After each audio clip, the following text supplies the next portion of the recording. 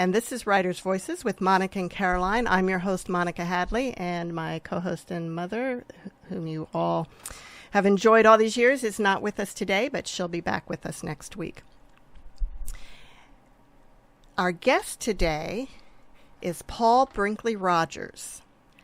Paul is a Pulitzer Prize-winning journalist and veteran war correspondent. For many years, he worked in Asia as a staff member of Newsweek, covering the wars in Vietnam and Cambodia, the death of Chairman Mao, and Japan's economic miracle. He also reported from Latin America for the Miami Herald, sharing the Pulitzer Prize with the reporting team in 2001 for coverage of the Elian Gonzalez custody battle. He's the author of Please Enjoy Your Happiness, a memoir, and now retired. He lives in Arizona. Welcome to Writer's Voices, Paul Brinkley-Rodgers.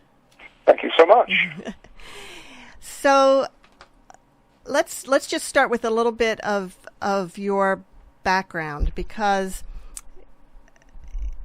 this memoir about your years in Japan when you were in the Navy, I believe mostly 1959. That's right. I'd emigrated to the United States from England, where I was born and raised. As one way of being able to stay in this country, I enlisted in the Navy for 4 years. In those years, the American military would take foreign-born people who were not yet U.S. citizens. And I was assigned to the USS Shangri-La, which was an attack aircraft carrier, just as an ordinary seaman. We made a voyage to the Pacific Ocean, and our first port of call was Yokosuka, a seaport in southern Japan. Now, that surprised me that you were able to enlist when you weren't American. You'd only been in the country for a couple of years, right, before you enlisted? Less than that, actually, about a year. About a year. Is that still allowed? I don't think it's allowed anymore. Yeah, I don't think so, although I think that's a mistake. I think people here who are seeking legal immigration status or who have a green card should be permitted to enlist. It may be indeed that nowadays, if you do have a green card, you can enlist, but I'm not sure. Wow. And what was it that really inspired you to enlist? Because you didn't seem the military type. Well, I didn't know what to do with myself. I mean, newly arrived in this country, there was no tradition of going to college in my family. I had no skills. I went to the Navy recruiting office in Freeport, Illinois, where I was living at that time, and they were happy to get me. Now, this was post-World War II. Was it also post-Korean War? Yes, 1959. Well, I enlisted in 1958, actually, but the year that the book is set in is 1959. And this woman that the book is mostly about seemed to have a huge influence on the direction your life took from that moment forward. That's true. Somebody pointed out to me the other day that this is kind of the reverse of Pygmalion, where the man guides the young woman through to knowledge and sophistication. In this case, I was 19 and Yukiko Kaji was 31, and she took it upon herself to make something of me, telling me to be a good boy, study hard, go to university, read, think. She also told me think, and stay out of trouble. Now, let's talk about why you decided to write about her so many years later. That's a good question. Well, at this moment, I'm 77. I just had my 77th birthday. When I started writing the book, I was 74, going on 75. And although it was true that I was working some part-time jobs, including, for example, writing for the local Spanish-language newspaper here in Phoenix, writing in Spanish, in other words, not in English. Wow. I started going to Costa Rica in Central America, very pleasant, small country. And there I became friendly with a group of expatriate Americans like myself. I'm now a U.S. citizen. And they're men. These are all men. And quite often we would sit around drinking beer, smoking cigars, and talking about women that we had known in our extreme youth.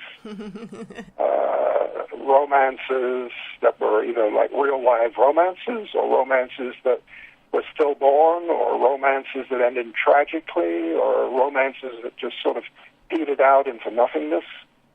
We spent many evenings at a place called the Blue Marlin Bar in San Jose, Costa Rica, talking about these subjects. And we were all naturals. We all enjoyed talking about it. In my own case, I remembered that when I was in the Navy, I had had this unusual friendship with this older woman who was Japanese. And in the back of my mind, I remember that she had written me letters. And I was unsure where they were, though. So when I returned to the United States from one of these long get-togethers in San Jose, Costa Rica, I started going through boxes at my house, going through my book stacks. And then after a number of days, I opened one book, collected letters of the British poet Gerard Manley Hopkins, and out tumbled letters from Yukiko Kaji. I picked them up from the floor, sat down on my couch, arranged them chronologically. She started writing to me in April of 1959, and the last letter happened later at the very end of September after my ship had left Yokosuka for the United States. I arranged them all chronologically, started reading, and promptly burst into tears. Had you kind of forgotten about this in the interim, about how important she was to you? I think she was probably like 95% forgotten at that stage in my life. At earlier stages, I would quite often think about things that she had shared with me in terms of literature or Japanese film or the opera, history. Things would happen that would remind me of her in previous years. Plus, I worked in Japan for Newsweek in the early 1970s. I lived in Tokyo. I made no effort to find her because we had already said a goodbye that was not actually a real goodbye. You'll have to read the book to discover what I mean. Right. And again, I got into my 70s, wondered what to do with myself. I was working these interesting part-time jobs. These conversations in Costa Rica happened. I found her letters again and started crying and immediately picked up my laptop, went back to Costa Rica, wrote the first 3 rough chapters, showed them to a friend of mine living there called John McCune, who's an American guy, but he runs a natural history publishing company in Costa Rica. And he took one look at the first 3 chapters and said to me, "Paul, this is the kind of stuff that makes publishers weak at the knees." Younger man, older woman, exotic country, violence, drama, danger. Write the story. And so you did. And so I did. And there was also actually an earlier conversation that I had in Phoenix, where I'm living, with a Japanese Nobel laureate, Oi Kenzaburo. He's an author. I met him by chance at a hotel here. And I think, and I told him bits and pieces of the story that I wrote about. And during the conversation, he told me, "Mr. Rogers, before you die, you have to write about this lovely woman, otherwise you will be unhappy in heaven," quote unquote. In English, he told me that. Wow. Now, it's a very romantic story, and you really put your heart on the page, and your kind of your innocence at that time in your life. Right. What was that? Was that hard for you to sort of? I mean, I'm imagining that although I'm sure you're still a very kind and great man, that you may be are not as innocent as you were at that point in your life. Well, I'm definitely not as innocent in terms of naivety. And actually, one of the reasons why I wrote with such a rush of passion, which included a lot of laughter on my part while I was writing, because not all the book is heavy-duty doom and gloom or romance. Some of it is pretty humorous. I wrote with sort of a longing from those years from my past. That really comes through. And lots of innocence that we all are subjected to in our lives hit hard, hit home hard, in other words. But again, all of that was great because throughout the writing of the book, every chapter became like a voyage of discovery. There were certain things that I had witnessed when I knew this woman, certain things that she said, certain things she referred to in her letters that I never understood then, years ago when I was young. But because of the Internet, I was able to do all sorts of research into things. And really... put them in context. Yeah, put everything in context and get a lot more information about things she had told me about.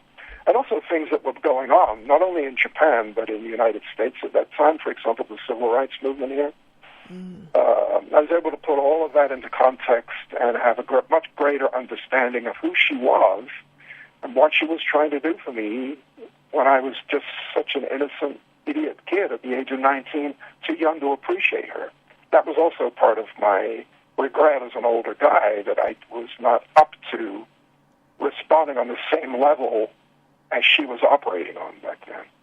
Now, in her letters, and also in the dialogue that you have recreated, she often refers to herself as an old woman and an ugly woman. What's that all about? Also a bad woman. And also a bad woman or a wicked woman. Yeah. So, did you see her as ugly?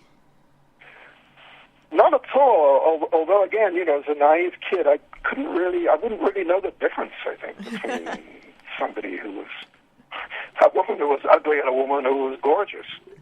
But I mean, the attraction of Kaji Yukiko was her mind, her intelligence, her unusual verve and passion for life, despite all the tumult and abuse that she had received at the hands of the Japanese mafia. All of that was very thrilling to a young man. Oh, the excitement of danger. Yeah, and the excitement of danger, the excitement of being exposed to new ideas. Oh, of course. She was totally imparting, completely and constantly imparting into my head. Wow.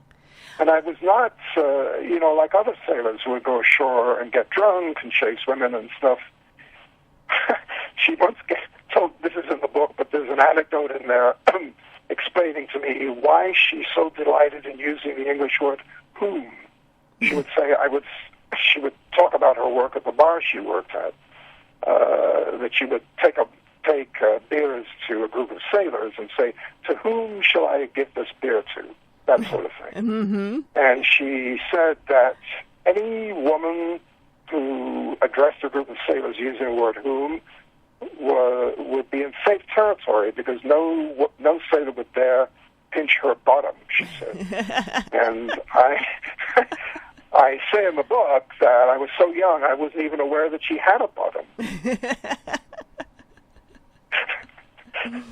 You're listening to Writers' Voices, and our guest today is Paul Brinkley-Rodgers, author of Please Enjoy Your Happiness, a memoir.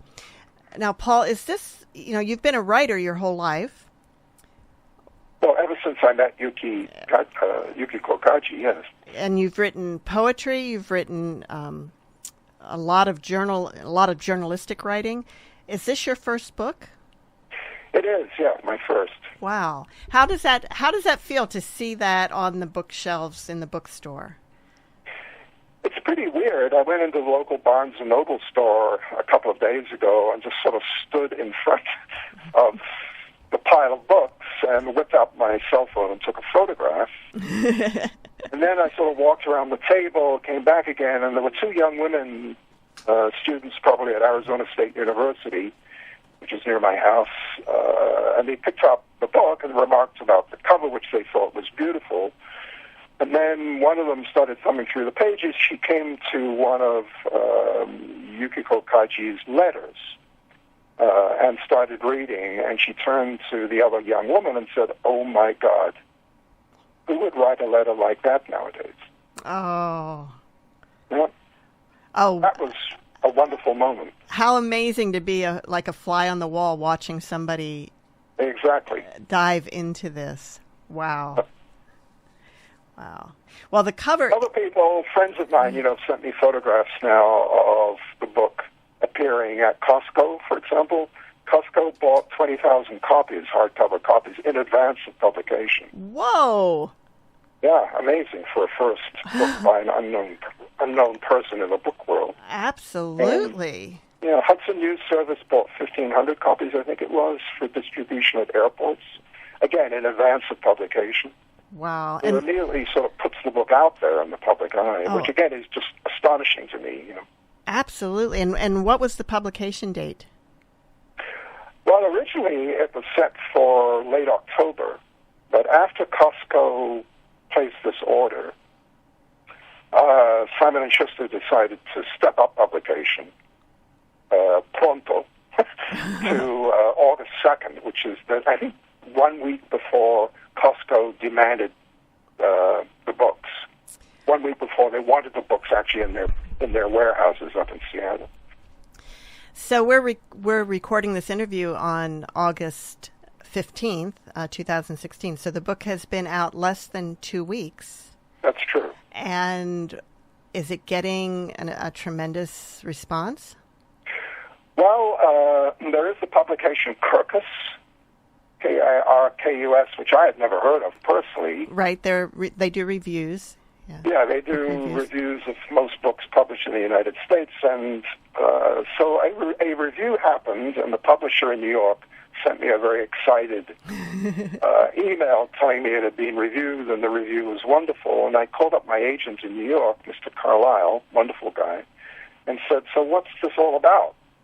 And I read him the email from the publisher. He took a quick look at the review, and he said, "You'll never believe this. They gave your book a star." I guess that's really unusual. Yeah. He said Kirkus is usually a very snarky, hypercritical publication for the publisher, publishing trade. And yet here they've given it a totally rave review. Not only that, they ended the review by saying this is a story ripe for picking as a screenplay. I can definitely see that. And the blurb on the cover says, "The most romantic memoir you're likely to read in a lifetime." And that was by Ellen Hildebrand. From the author Ellen Hildebrand, who again is I'm not a book person, so that's an author I wasn't even aware of. But once the publisher had gotten that comment from Ellen, I was able to sort of put that in context from my mind. Okay, this is a published author. She has a huge following. Mm-hmm. She writes about romance, and yet she's saying that this book is, as you say, the most romantic memoir you're likely to read. I think she's right. And one of the things, though, that, you talked about how all this longing came out, and it comes through so much in the written word. And the whole way through, I'm thinking, I can't believe you didn't try and find her when you lived in Japan. Well, again, when I was very young and oblivious to really the importance of who she was.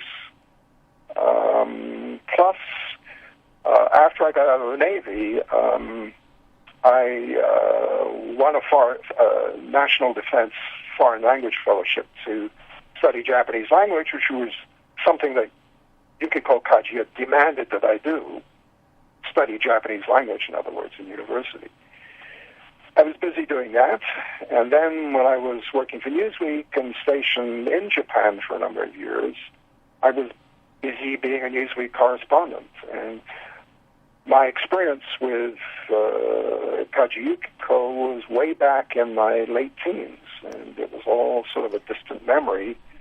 And I had other things going on. I was married. I had children there in Japan. I married an American woman.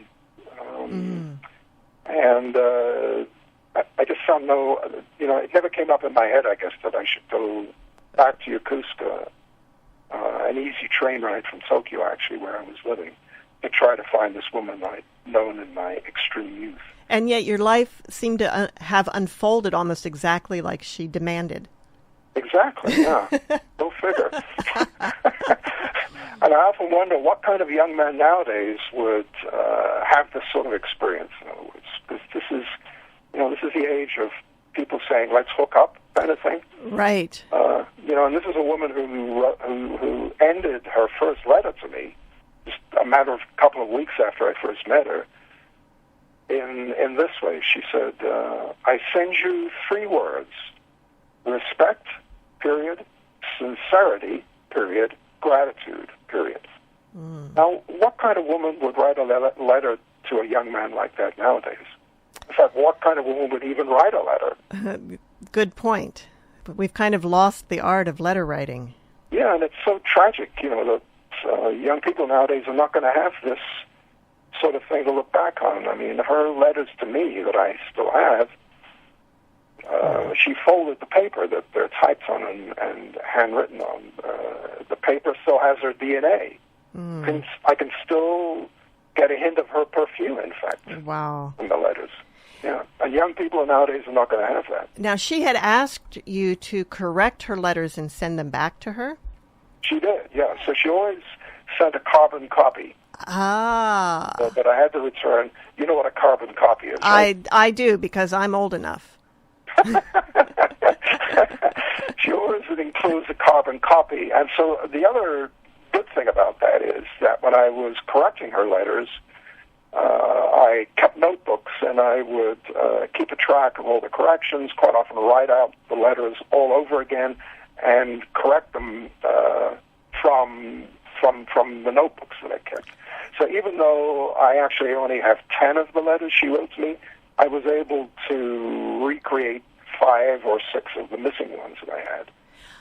So you still had those. You still had those notebooks after having traveled all over the world, lived different places. You had held on to those. I know. I've often thought. I wonder why I kept all the notebooks from that time in my life. Why I kept all of her letters. It makes you think. Something was going on in my head, I guess, that kept on reminding me, perhaps at least, that these things were very important. Now, how were you able to recreate all of the dialogue? Well, she had such a distinctive way of speaking, first of all. Very polite. She was always very polite, very forceful, very organized in the ideas that she was presenting.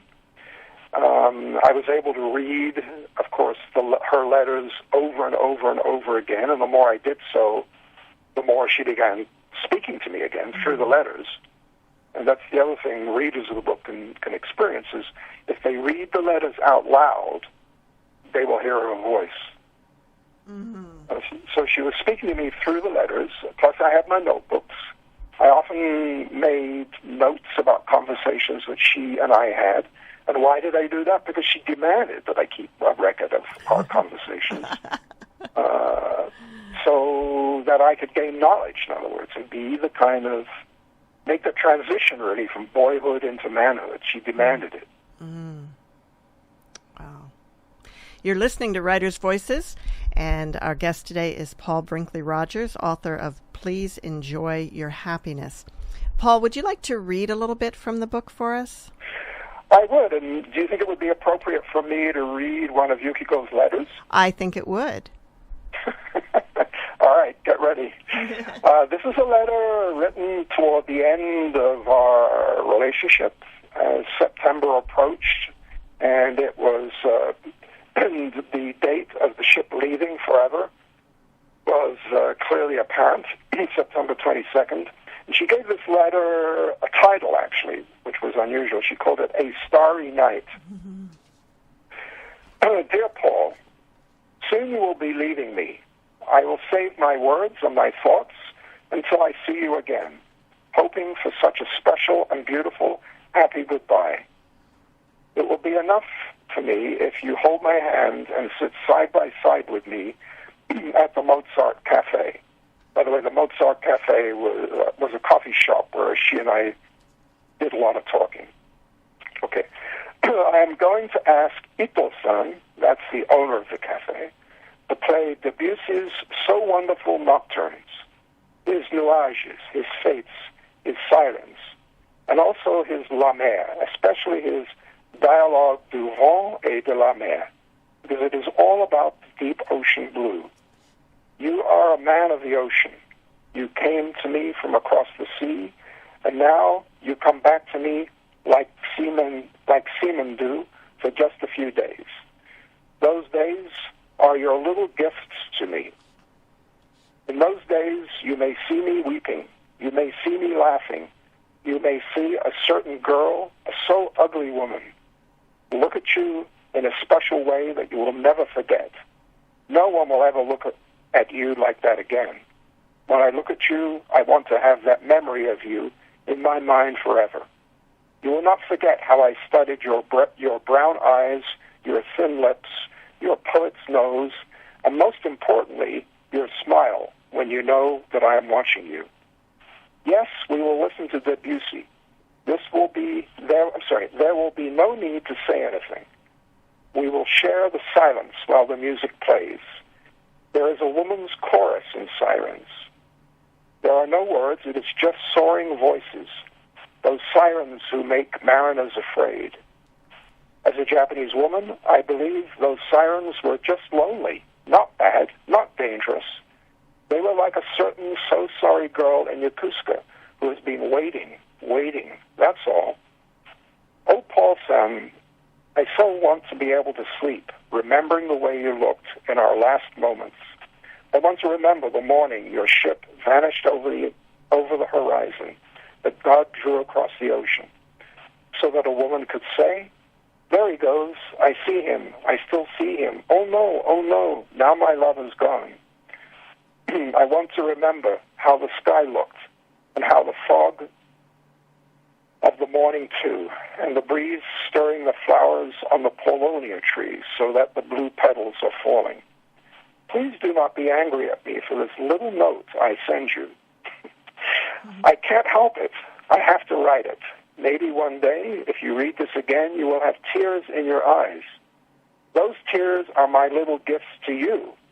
And let me tell you, sailor boy, if you have that emotion when you are an old man, you will still remember what love is.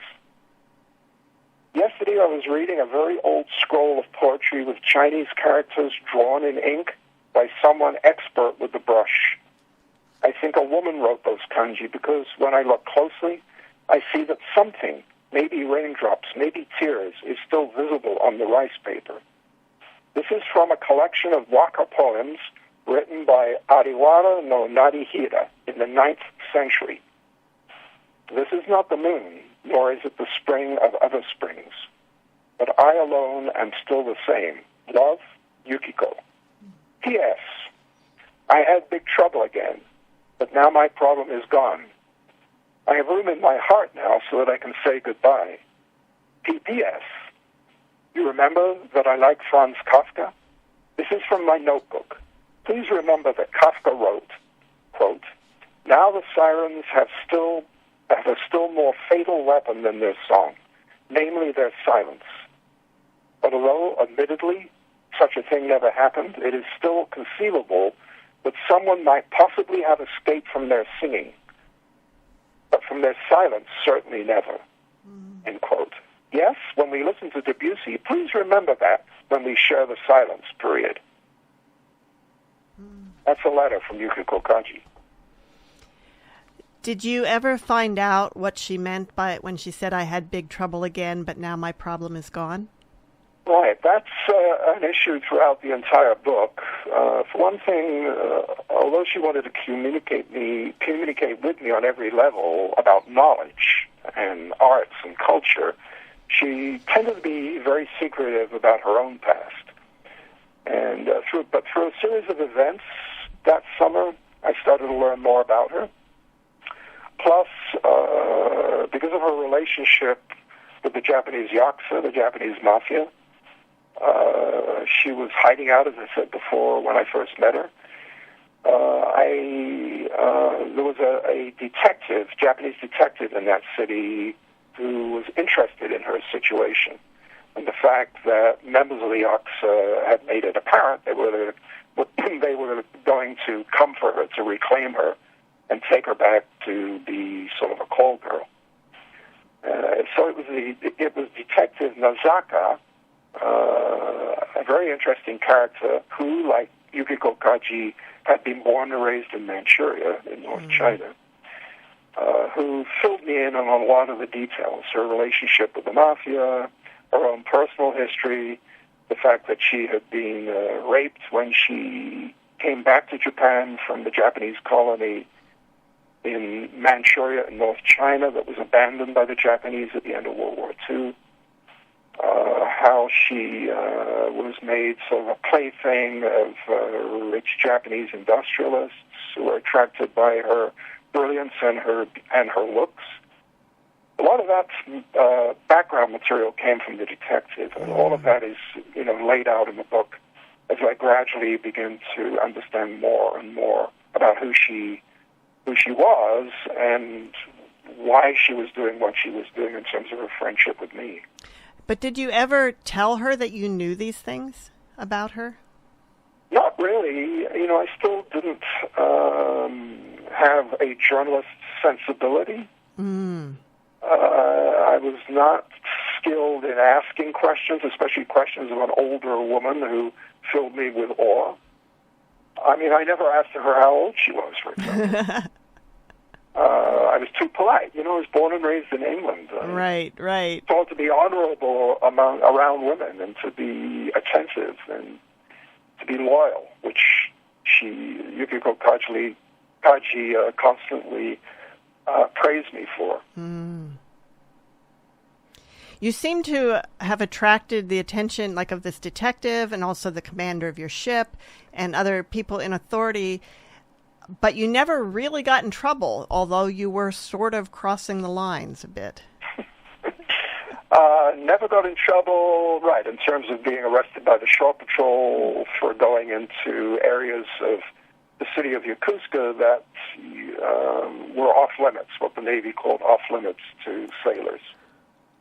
Were in direct trouble because they never caught me. The only trouble I got into, there were two significant senior officers on the ship who took an interest in me and my situation. One was the executive officer, Commander Davy Crockett, his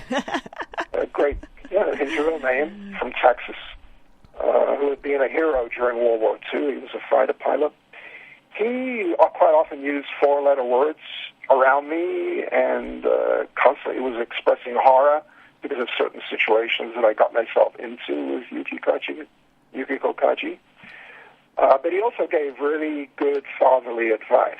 And the other senior officer was the ship's Protestant chaplain, Lieutenant Commander Charlie Peoples, who I never really understood. The only interaction I ever had with him, which was pretty frequent, was when he was expressing alarm that I was associating with a woman who spoke Russian and Hebrew and Chinese. For Commander Peoples, there was the possibility that she was a Russian spy. Commander Crockett didn't feel that way, but nonetheless he was alarmed that word would get out and that he would be subjected to some sort of investigation by the American Embassy in Tokyo and all this sort of thing. Now, you were also very interested in what was going on in communist China at the time. Well, I was, because again, Kaji Yukiko stirred up interest. Encouraged me to be interested in everything, to explore everything, not to take anybody's word, but always look at it with my own eyes and come to my own conclusions. So when the ship did its patrol off the coast of what was called Red China in those days, naturally, when the ship came to Hong Kong, I would pick up publications from Peking, as Beijing was known in those days. These were communist publications, history of China written by a Communist Party member, magazines printed in Peking aimed at the West that talked about things from a Chinese perspective. So but again, she was encouraging me to see everyone's perspective, to see both sides of every single issue and story. Were you sympathetic to communism? That was a very dangerous time to be. I was not.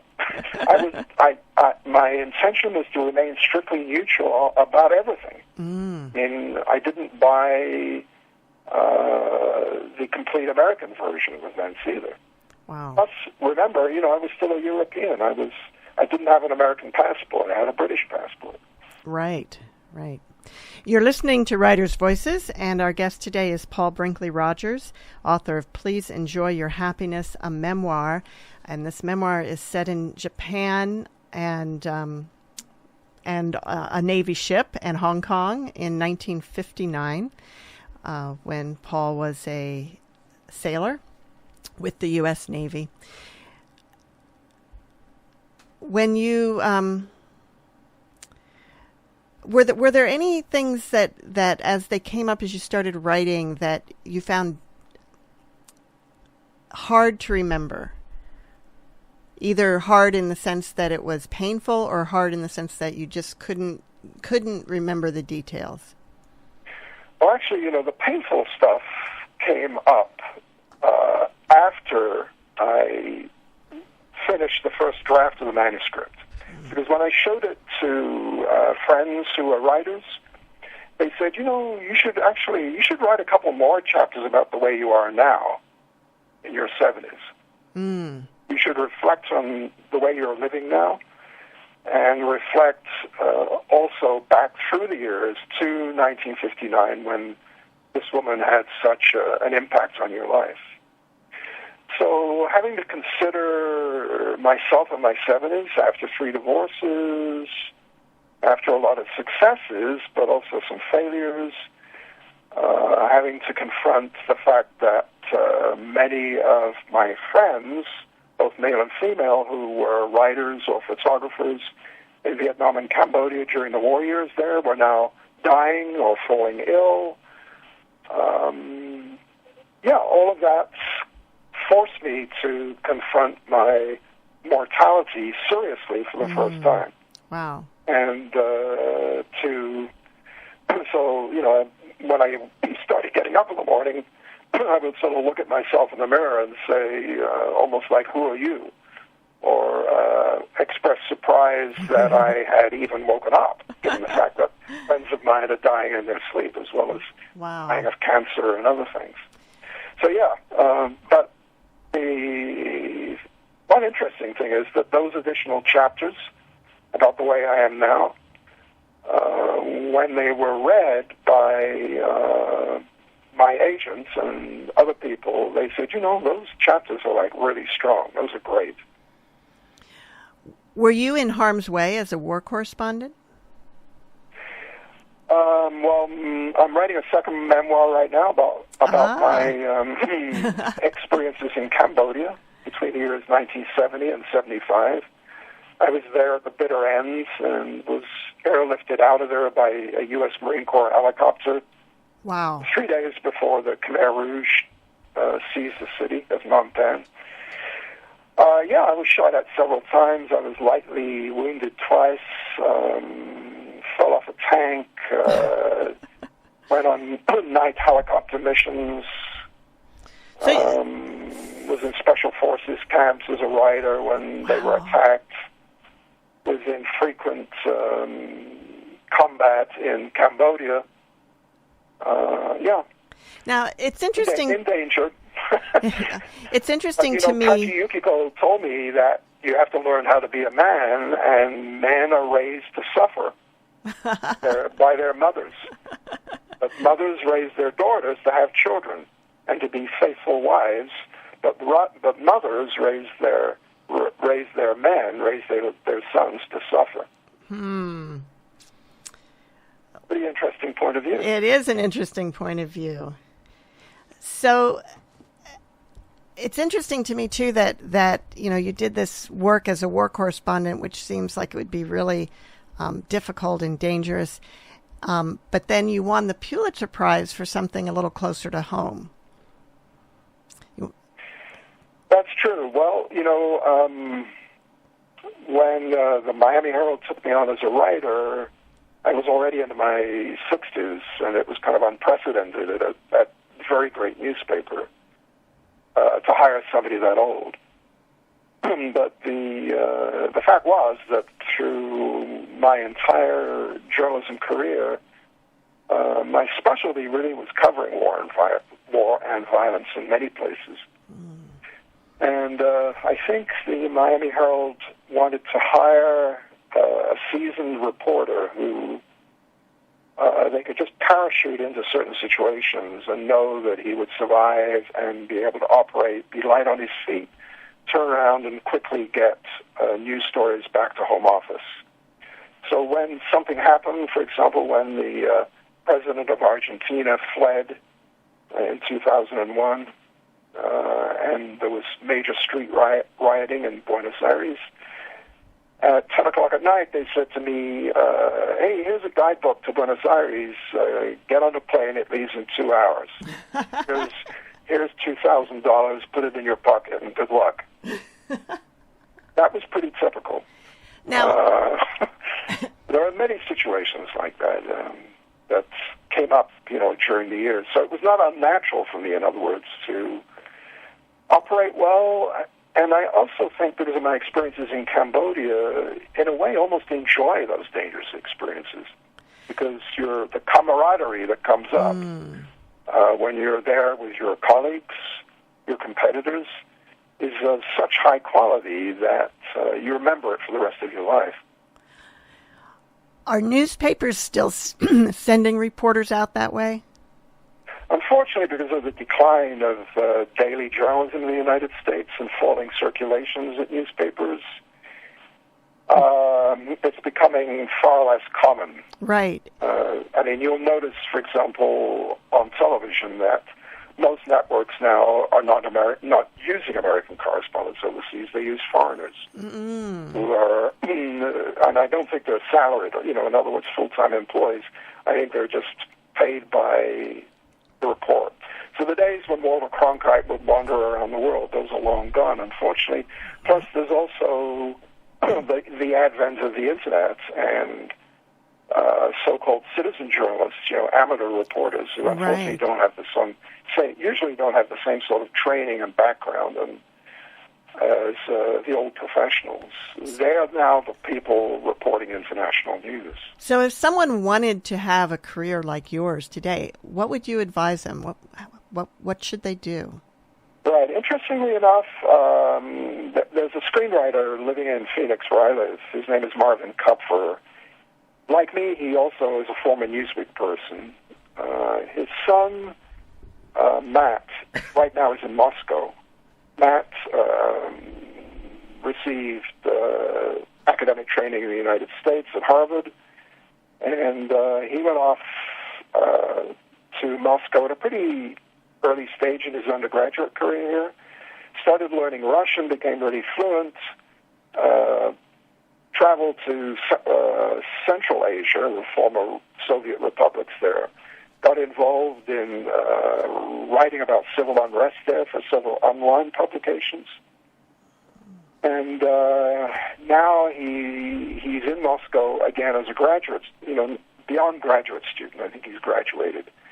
And he's already made contact with some American publications who have staff in and out of Moscow, and they've already taken note of the fact that here's this bright young guy who can write, who speaks Russian. he would be a good person to have on a retainer. So it's kind of he'll be freelancing for a number of publications. Is how it would end up working. Yeah. Plus, he's also the kind of young person who, in the old days, an editor would love. I mean, when he went to Central Asia, he not only wrote about stuff there, he also mastered musical instruments used in some of those former Soviet republics there. Videos of him playing some of those instruments. So in other words, his interests were beyond journalism and politics. Now, Paul, he was also interested in the whole cultural picture. Paul, how many languages do you speak fluently? Well, American English, British English, and I don't claim total fluency, but also considerable amount of Spanish and Japanese. I did major in Japanese language as an undergraduate. Wow. And also a little bit of French. And when's I don't think any civilized male in any country of the world should live his life without being able to speak some French. I like that. When is the last time you were in Japan? Well, that's a great question. It would be the late 1970s. Wow, that's been a long time. Do you have plans to return? Well, if the book went into Japanese translation, which may be possible, I think it should. To its appearance here 2 weeks ago. Yeah. Yeah, I would be delighted to go. And I do have friends in Japan who are Japanese who are telling me I should come. But obviously the ideal time to do so would be if a publisher was paying my way over there. Well, right? Because Japan is an expensive country to stay in and travel around in. What have you seen as how has Japan changed since you were there in 1959? I've only heard stories. I have a female friend here in Phoenix who travels to Japan every year. She's an expert on kabuki theater, Japanese traditional theater, and I hear reports. I've also gone online to YouTube to look at Tokyo nowadays and what young people there are up to. I'm sure it would all be very alien to me the way it is now, and I probably would be even maybe a little resentful of all the changes. But, there have been incidents in which I've retuned myself into Japan. For example, during the earthquake and tsunami of 2011, I pretty much spent the first entire week on my couch with a laptop watching all the video of the horrible devastation there. Wow. I did go to when the opera Madame Butterfly was staged in Phoenix in 2012. I went with a woman friend who's a lawyer, and during the opera, again, started rubbing my eyes tearfully, because I was so much reminded, again, of the woman that I knew. What was it about Japan and Japanese culture that attracted your attention to such a degree that you ended up, studying it in college and, kind of devoting a lot of time and attention to it? I think the admirable concepts of so much of the culture and the mannerisms of the people there, the courteous mannerisms, and the love of learning there, and the amazing array of arts that are still practiced there, a mix of both the ancient arts and theater, costume, religion, literature, music, and also modern arts. People are not stuck in the past there. When you go to Tokyo, people have told me recently, it's like you're visiting the future. It seems like, particularly at the time that you were writing about it, was a very refined culture. Refined, but also a shattered culture. I mean, that was only, 12 years or so after the end of World War II. Right. Japan was not yet in a powerful economic country again. Many parts of Tokyo were still bombed out relics. Wow. People were working very hard to make something of themselves. There was a lot of poverty. But the way Japanese live their lives is in a very organized, mutually supportive fashion. And, it didn't take long before hard work and determination discipline paid off. Japan became an economic powerhouse again. Absolutely. Although in this case, of course, they abandoned the idea of having an actual military. They do have armed forces, but they're what is called self-defense forces, not army or navy. And their duties are restricted strictly to protecting the nation. No foreign foraging allowed. And probably that helped them because they didn't have to devote money to rebuilding the military. You're absolutely right. Yeah. They didn't have to budget, billions of dollars for that. Right. And also, they have protection. The United States decided to protect its former enemy, and so they had that going for them. They could always rely on the Americans to come to their rescue. And on the flip side of that, of course, the United States welcomed the idea of having military bases in Japan because Right. we were so concerned about the Cold War and the influence of Russia and China in that area in those years. You're listening to Writers' Voices, and our guest today is Paul Brinkley-Rodgers, author of Please Enjoy Your Happiness, a memoir. So, Paul, you talked a little bit about why you started writing and what your writing process was like. At what point, when it came time, did you from the very beginning intend to publish, and how did you find your publisher, which is Simon & Schuster, and they did a beautiful job. That's a very good story. Well, let me say quickly. When I started writing, it was just like an avalanche. I didn't have a chapter outline or anything. I just started writing. Each chapter ended up being interlocked with the one before and the one ahead of it. There was no plan. I just wrote. I had a circle of friends who I would constantly be sending raw chapters to, who gave me their opinions. So there was some rewriting that also happened.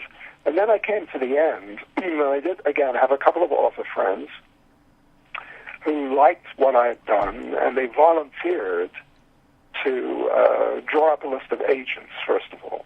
Mm-hmm. And, of course, again, I had no prior experience, right? And they told me I should hire an editor in New York, Amy Hughes, who I paid money to go through to make sure all the punctuation was correct, spelling was okay, that kind of thing. To whip it into shape so it looked professional, in other words. My two friends took that. They emailed it out to about 40 or 50 literary agencies and individual agents. Some rejection letters came in first. People thought it was too unusual a story, basically, I think. Even though it's a true story, it was too complicated, or it dealt with an alien culture, or how could they sell this to the American public? But what happened was that my agent, Michael Carlisle from New York, just happened to be in Phoenix. He was invited here to be the guest of the owner of the New England Patriots in the Super Bowl. And his office back in New York had emailed him a copy of my manuscript and had said to Michael, who, like me, is an incurable romantic, hey, you better take a look at this. And he read the manuscript on the flight going back to New York City. Mm. Then I'm sitting at home, and there's a phone call. Hello, Paul. This is Michael Carlisle calling you from New York. I read your manuscript. I really liked it, and I want to represent you. So I said, well, I'll think about it. Playing hard to get, huh? And I called up my two buddies, and I said, oh, this guy, Michael Carlisle, just called me from New York. They said, Michael Carlisle, are you kidding? That's one of the best agents in in the United States. He works for Inkwell Management. He's the greatest, they told me. He represents Nobel Prize winners, Pulitzer Prize winners. He's like totally front rank. So I called Michael back and I said, okay, thank you very much. Sure, wonderful, Then the next week, he called me up again and said that he had given the manuscript to a publisher of one of the divisions of Pan Macmillan, which is the big British publishing company.